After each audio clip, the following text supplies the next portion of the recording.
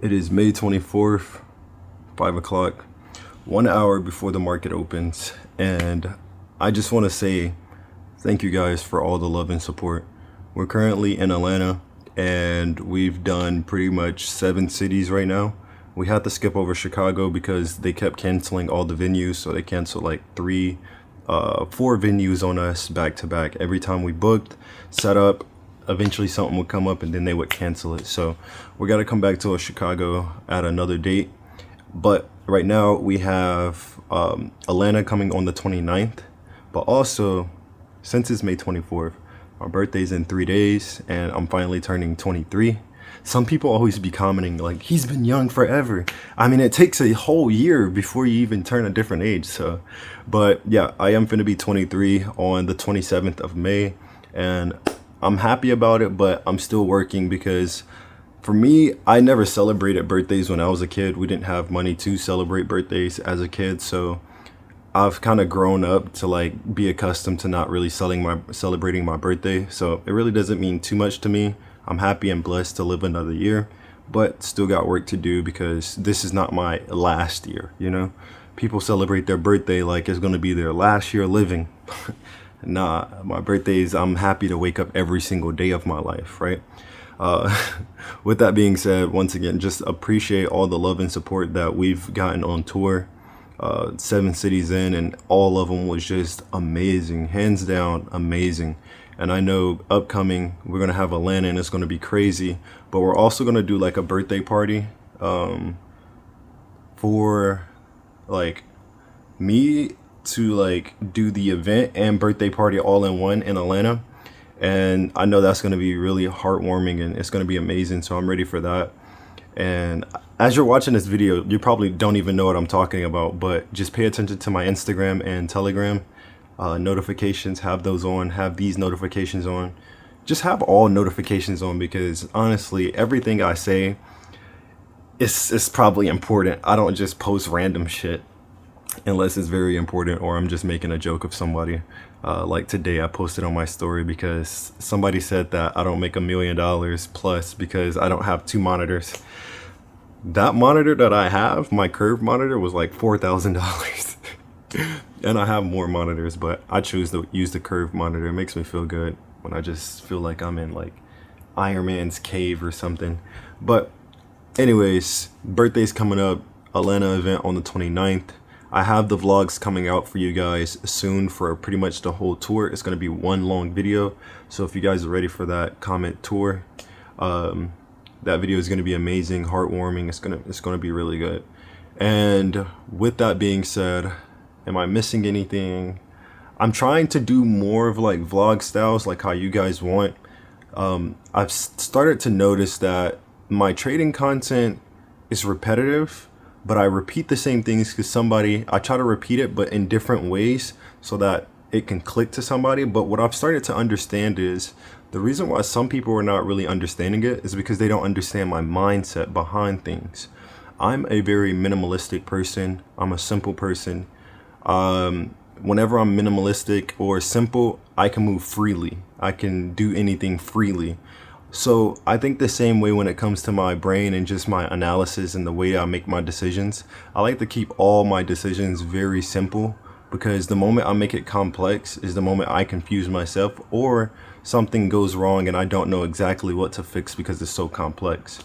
So for me, even in my life, I try to make everything super minimalistic. 1, 2, 3, 3 steps, 2 steps, keep it just like that. Right? So when it comes to the charts, I don't try to overthink about confluences. I'd rather just take the risk, because trading is already a risk.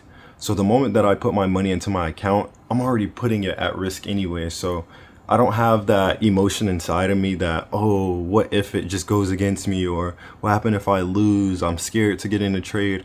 Normally, if price is under a level or above a level, I'm just going to take that button. I'm going to press that sell, I'm going to press that buy. Because I'd rather just do that off the higher time frame, and I know the structure levels are going to be very strong, so I know price isn't just going to wick up to the upside on a higher time frame for no reason. I know everything has a reason on the higher time frame, and it also allows me to process a lot more when it comes to trading the higher time frame. 4-hour candle takes 4 hours. You get 6 of those every single day. So out of those 6 candles, none of those candles are breaking structure just like automatically. It has to build up to it. So whenever it comes for losses and stuff, I've already processed that I'm gonna lose. Instead of trading like, let's say, the 15-minute or 5-minute time frame where you just lose in the next 5 minutes, next 10 minutes, and it's just like, oh snap, I lost already. So I like to trade this way because it allows me to process things. It lets me keep everything simple. And I know that the structure on the higher time frame is always going to be strong. So if something is breaking a level, and let's say if it's breaking a support, if it's breaking a low, I know that price has just bypassed all the buyers and now it's selling. So I don't have to think in my head like, oh, what if it buys? It just broke a level of a low. So, and my probability, which is trading, game of probability, is most likely going to the next low. I trade from zone to zone, so one low to the next low to the next low to the next low, right? That's how if I'm selling to lows. If I'm buying to highs. With that being said, since I keep it simple, I think from here on out, it's better to do these vlog style things so you can kind of get my grasp of how I think of things, because I think that will truly help. I've seen a lot of people out of pretty much these 7 cities, they struggle more with psychology than anything. Now, people will always be like, nah, it's my entries, it's the way that I exit, and I must not got the right strategy. But mind you, any strategy can work depending on how you use it. We're all different characters, right? You might be, let's put it in basketball terms, right? You might be a person that only do layups. You only can shoot close to the goal. Or you might be a mid-ranger. You're a little bit of, you can shoot close, you can shoot a little bit far. You can only shoot far, right? So with me, I'm pretty much a guy that only shoots threes. I can only shoot from far. So when it comes to that, I know that if I shoot, I have a higher probability because that's what I'm used to. But also, when I'm a 3-point shooter, I know that my one shot is going to cost 3 points, right? So I don't have to keep shooting. People that go for layups, they got to keep going for layups just to catch up to somebody that's shooting threes, right? You got to constantly keep doing layups, but it's the easiest shot. It's easy, right? It's easy to get in, throw up the shot for the layup, and then get, a close bucket. But it's hard to shoot from the 3-point line, which is why people always think swing trading is hard, right? Swing trading is something you got to be patient, and you can mess up a bunch of times and you still have to wait for your time, because you can't just go to the court and just shoot a three just to shoot it, right? You're going to be most likely guarded because they know it's a lot of points right there, right? They know that the 3-point line has a lot of points. So they're always going to guard that 3-point line. But sometimes the market will give you anything in the inside. If you're close to the goal, it's just going to give it to you because like, hey man, you're that close. But it really doesn't take that many points. It's just 2 points, right? So with that being said, I think the best thing for me to do from now on is to explain my mental behind things, how I think of things, and just overall the best way that I do it for myself, and things and problems that I've used to deal with, because I don't talk about the problems that I used to deal with. I talk about pretty much what I do now, but I think I need to talk more about what I used to go through to even get me to this level. All right. So right now we're sitting around an 84% WR. Our profit factor is a 5.4. And I don't know if you guys ever noticed, but if you see most of my trades and trade months, right now I'm currently still down 1.5 million. I lost a trade earlier this month on the 5th at 3.6 million. And honestly, 1, 2, 3, 4 setups, even with my win rate, this whole year, I've only taken right around 30 setups or so, 32, 33. So 28 wins, 5 losses. As you can see, most of my trades, I don't really trade that often every single month. In April, you can see that I've only had 1 setup, 2 setups, 3, 4, 5, 6, 7. So right around 7 setups that month. This one, 1, 2, 3, 4, 5. The one previously, 1, 2, 3. The one previously, 1, 2, 3, 4, 5. Oops. And as you can see, I always end up losing almost every single month. In January, I lost on the 4th, 365K, 363K, sorry. And then February, I lost 7.5 million, right? And then coming into March, my biggest month so far, I ended up losing that 900K trade. And then in April, I lost $1 million and then eventually made it back the next day for 7 million. And then later on that month made 16 million. And then another one, 15 million after that. And then May, we can see that I lost 3.6 million. And we still haven't made it back, but overall, we're still almost up 60 million just in general. Like, and to even come to think of all this, I'm making right around 1.8 per trade almost. Like, that's an average 1.8K per trade. But even my biggest outlier trades were trades that were just really bomb setups from the higher time frame, dropping rapidly fast and really moving in the direction I needed to move. Like even last month, right? Last month, April, what was that? No, it was March. In March, when the the United States got into a war, that was when I made the biggest days, 13.4 million. And then these following days, this 2.2 million, that was just a normal day. As we go here, these two trades, if I'm not mistaken, this was also dealing with the Iran and United States war, but I think they was finna they was finna sign a treaty and stuff like that, if I'm not mistaken. And we profit off of that.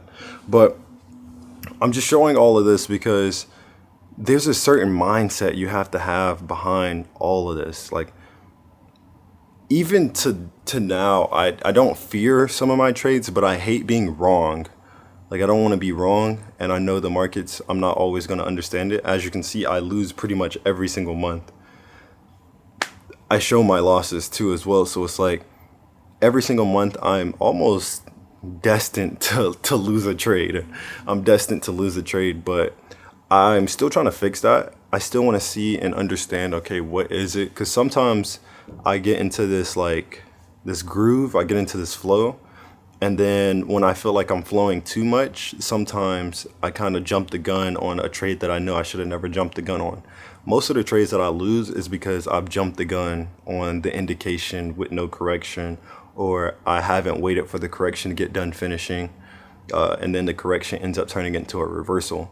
So it's things like that where I jump the gun just because I am in that flow state. Whenever I do place a trade and I'm in my flow for a while, I'll end up taking that loss really right after a win, like a big win or something. So I think I need to work on that myself, but also as well, even when it comes to, and I'm gonna show you guys more stats later that I want to break down of pretty much why I think the way I think, how I trade the way I trade.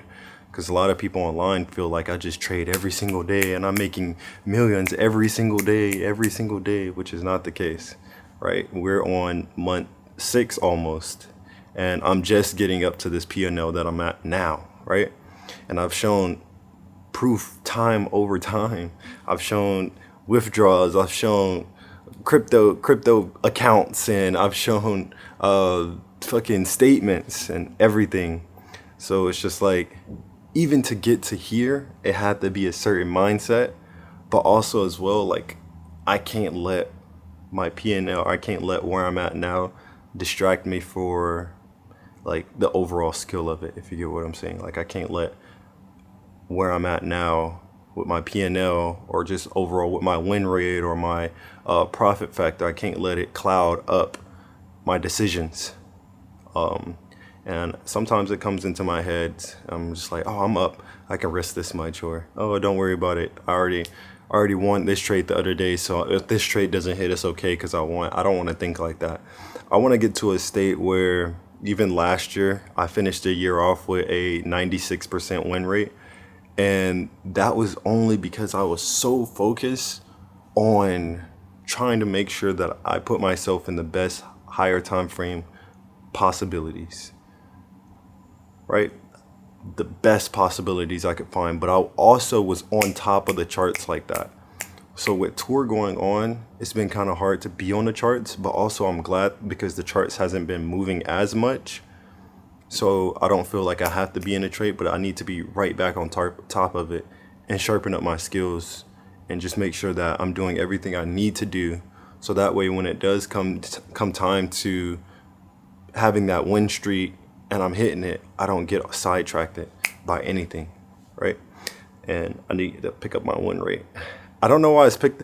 You know what it is? Every single month I lose. Like every single month I lose. I'm just thinking about it because like every single month I lose. I think even in March I lost twice, back to back. Let me see this again. All right, let's pop this up. In March, no, I lost one time. No, I just lose one time every month. Actually, I said March was my biggest month. No, I'm sorry. April was my biggest month because we had two back-to-back 8-figure trades. So as you can see, April was pretty much my biggest month. If it focuses, y'all can see that. Pretty much April was the biggest month for me. Hitting around $40.6 million. And then in March, $19.4 million. And that is 12 days of trading, 9 days of trading in March, 6 days of trading in February, 10 days of trading in January. And then in May, we have 8 days of trading in May.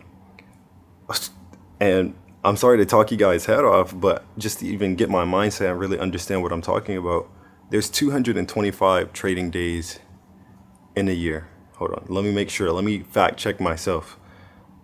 How many, or let's just do text to speech, speech to text. How many trading days is it in a year? Yeah, oh, close. There's 252 trading days in a year. If we add up all my trading days, so we have 8 in May. So 8 in May. We have 12 in April. So plus 12. We have March 9. So we have 9 in March. 6 in February. So plus 6. And then we have the January 10. And this is trading days, so that means I'm on the charts or I'm in a position or I'm closing a position, right? So it's counting the days that I'm in a trade and exiting a trade, right? 45 days. 45 days. Mind you, there's 252 trading days and I've only traded 45 of those. So I still have 207 trading days that I may have not touched. I made a decision not to touch, or we haven't got to it yet, because mind you, it's only the 24th of May. So 24th of May, we have 30 minutes before the market opens. Think in your head of, damn, like Sai just made $60 million and he only traded 40 days, right? Mind you, those are days where he's in the trade actually. So I'm just currently in a trade, right? If we actually sum it down to how many times I've traded, it'll probably be less than 45. It'll probably be like half of that, maybe less, right? So probably like 15 days out of the whole year. And we still haven't even got to the rest of the year. But out of this 6 months that we've been through, or 5 months that we've been through, he's only been on the charts 45 days. So let's say this.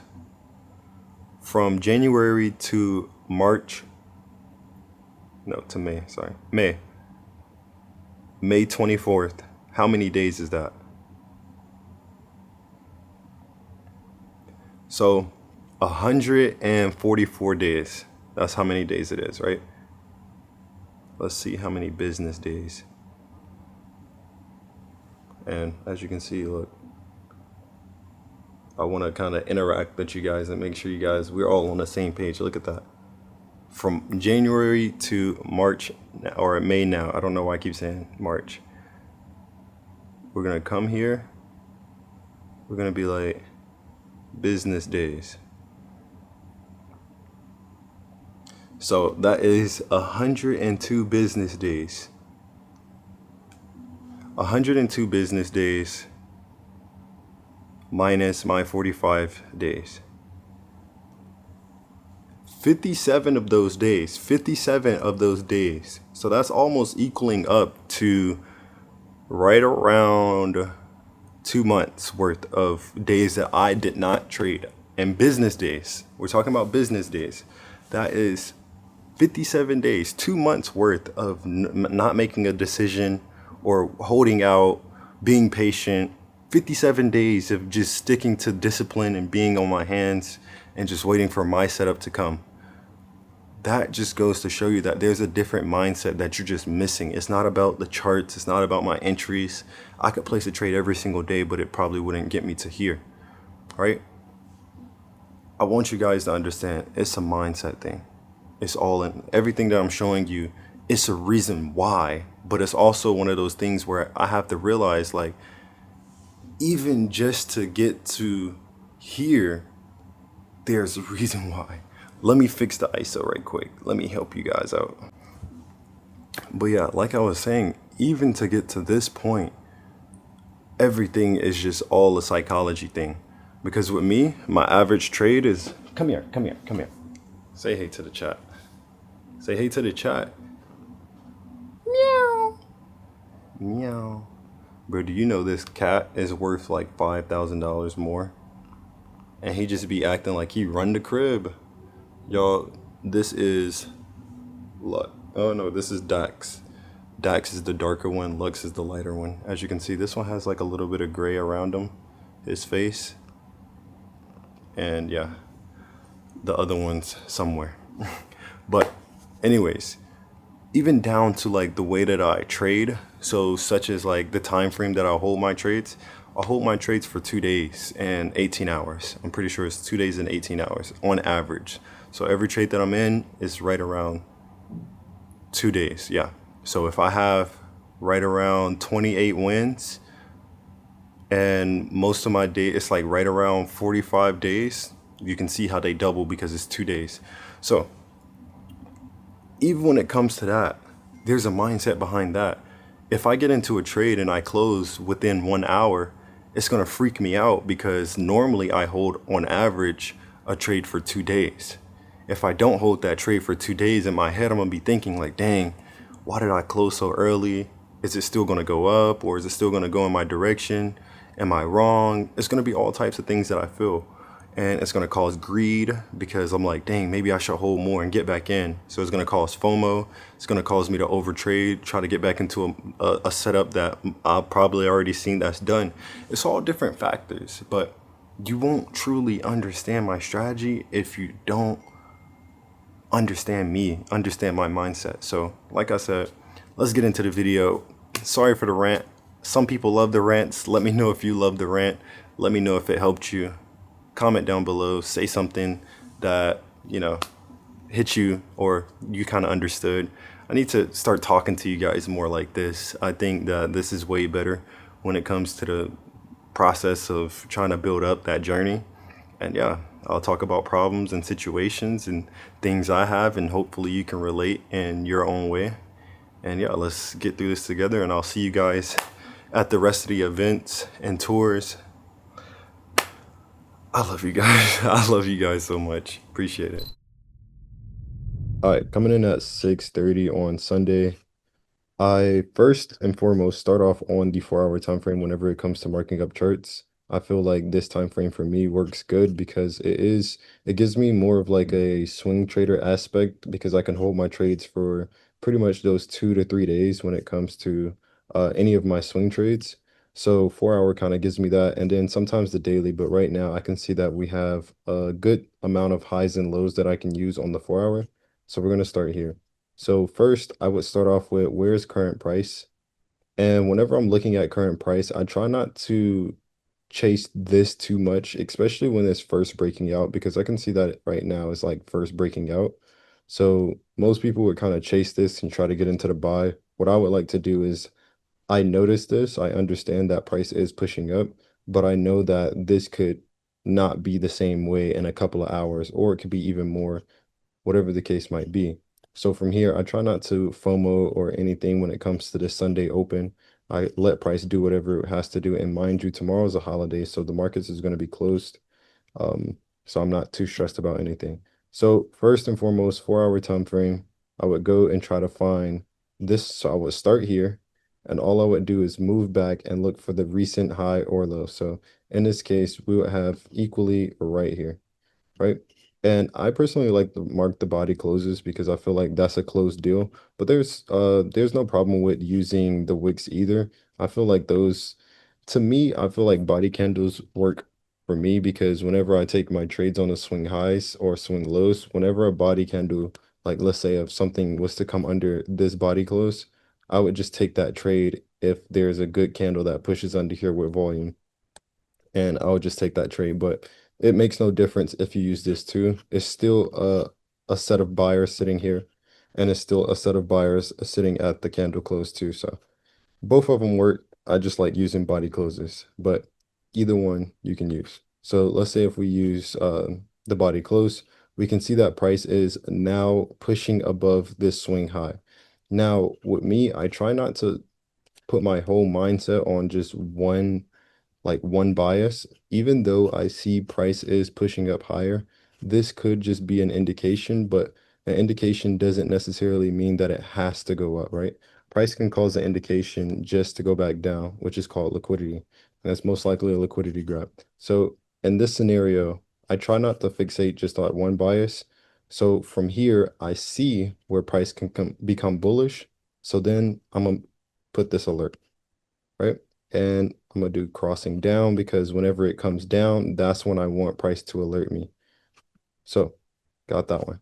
Now, when I mark up the original bias, I see, hey, price is bullish on the 4 hour because it's breaking this high. You can annotate this too as well. So you can be like, oops, you can be like, price is bullish because it's breaking 4 hour high, right? So price is bullish because it's breaking this 4 hour high. Now, from here, I understand that. Now, what could happen that could turn this bearish? So I already see how price is bullish, but what can I see that makes price bearish? So from here, I would just go over here to the recent low. So in this case, I see that this could be used as a low, but just to be on the safe side, I try to use this as the low, and it looks like they're equal. So that body close, once again, this looks like they're equal lows. So this shows me that price was actually in a no trade zone, right? Crazy thing about it. I guess I was trading in that no trade zone last week. But price is sitting in that no trade zone. And now it just broke out. So with this, I now know under here, price can go bearish. So I'm gonna set an alert. I'm gonna do crossing down because it's gonna go down to alert me. So I have my alert. Now, I know that if price goes bearish, it's most likely going to swing to this low right here. So this would be my bearish TP. Now, back to our original bias. If price goes bullish, where could it go next? If I'm looking over here, so I see that price has already broke the swing high. So we have a swing high here. We have a swing high here, and we have a equal high here. We can see that price is well above that. What's next? I can see visually right here that price had a swing high here. So it was going down for a bit, came down, made a low, lower high was made. This is still a high, right? Lower high.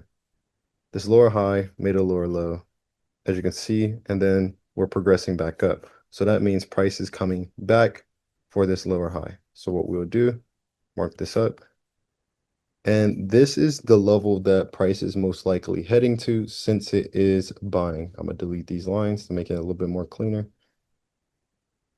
So since price is bullish above this level, price is most likely going to come to this high. So what I would do is mark this out, and I'll do crossing up.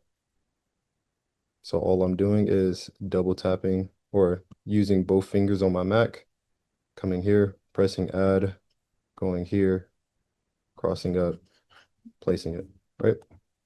And normally I don't set this many alerts in the beginning of the week, but just for anybody to have like a good base ground start on how you should set your alerts and how to do your charts, this is pretty much what I would do if I was you.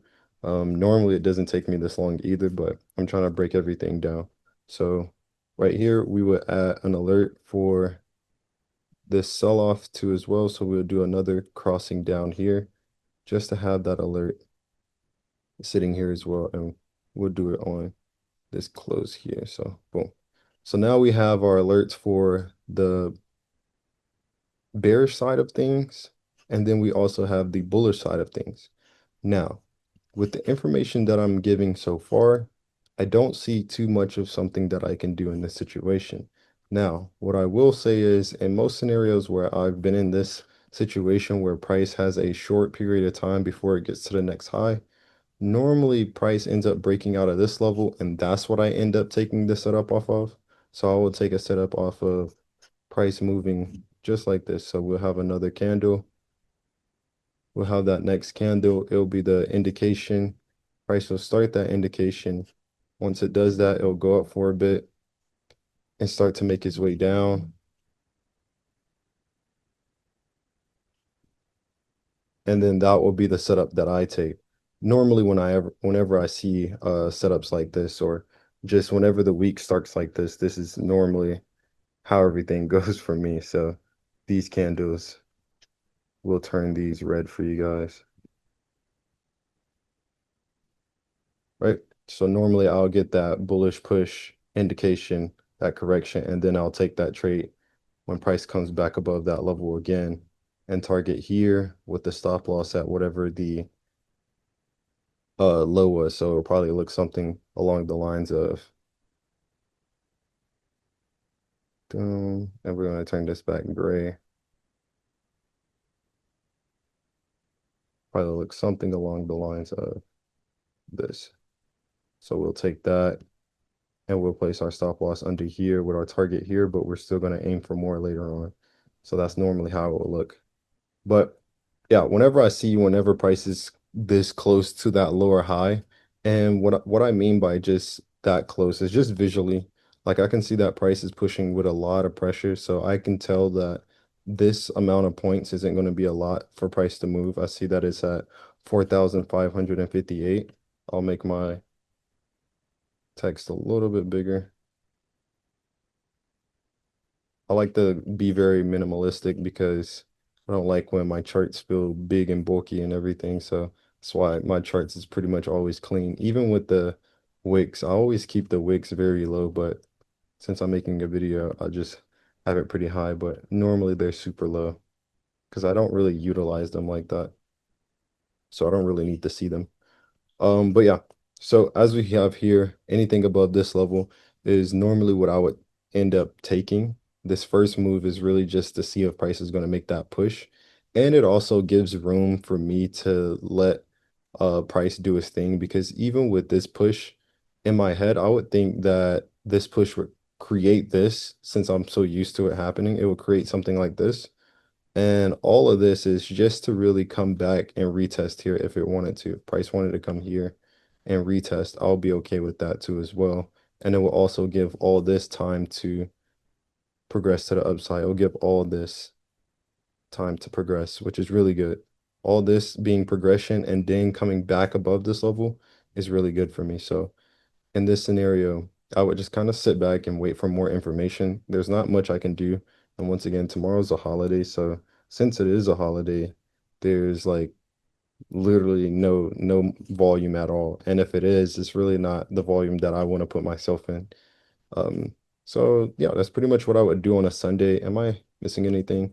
I try to make sure these alerts are pretty set, and if you need to, you can do this as well. So you can do it every time or once, but most of the times if you miss it, it will never come back again. So always keep this on everything. I normally don't have it on expiration, but I think it's normally set out for a month. You can set a message. So we can put bullish or we can put breaking out. We could put breaking. So anytime you get that alert, it'll just tell you breaking out.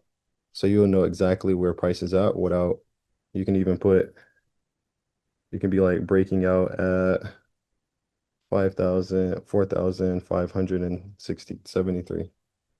Boom. So whenever it hits your phone, so see me, I have it notified in my app, but I also have it where it can send to my email. You can click that and get the notification on your actual um, trading view. And then you can also just overall get like alerts through like a webhook. I've never used that one before, but yeah, you can do all that and pretty much have your alert come to anywhere and everywhere. And I'm pretty sure there's other things that you can use when it comes to setting alerts. So overall, you can have it where it's greater than such a number, but that's really just the same thing as crossing up, crossing down. But yeah, that is pretty much what I would do on a Sunday. Right now, I personally think that price could go bullish from here. Looking at the daily time frame too, let me go back and look here. So that initial sell-off happened right around here if I'm using the candle close. Price is at that level where it did sell off. We got a great sell-off that we took advantage of. And honestly, if I'm looking at this, I can see that price potentially has like this bearish trend right here, went back up for liquidity, and then came back down and made a new low. And now it's kind of retracing all that new low. I don't know if price is going to go bearish. Once again, the reason why I don't know is because a lot of things can happen. It could look this way, but next week or the next few days, it looks totally different. And you see prices pushing up to the upside like this with a daily candle that looks like this. And it could be like, dang, well, I thought price was bearish. But even seeing how price reacted when it got here, I want to take account of that and just overall see like, okay, price came up to this point, highest point, rejected, whole bunch of sellers came into the market and then caused a new low. This could potentially be buying up just to create a lower high. It could come back to the previous level right here. So this is where buyers were before. So buyers were sitting here pushing price up. Everything under here was bearish. Let me go ahead and turn these off right quick. Let's do, oops, wrong one. Right. So everything under here caused bearishness or sellers were in complete control. We're still under that level, but we just made a new low. So we probably hit a level of buyers that are trying to fight back against these sellers that we have right now. And since these buyers are in the market trying to push price up, I'm going to sit back and wait because with those sellers and buyers fighting, we don't know who's in control of the market unless something is consistent. And if you want to see, because I did all my chart work off the 4 hour, here would be my 1 hour analysis. But once again, I wouldn't go to the 1 hour unless there's a reason for entry. And right now, there's no reason to enter a trade. So I try not to confuse myself by going to the 1 hour because it could look like something else. And I don't want to make up anything in my head of what could possibly happen. So if I was looking at the 1 hour, I can see that price is breaking out, but that 4 hour needs to make that new indication for me anyways before I touch anything. So right here, it just looks like price is bullish, but just because it is bullish on the 1 hour and 4 hour right now doesn't mean that it is the right setup right now due to all the other circumstances. I know a lot of people kind of take whatever I say and all the words that I say super seriously. So somebody might be in a buy right now as we speak, but that might not be like the best probability to put themselves in. So yeah, with that being said, that is pretty much everything I have. And yeah.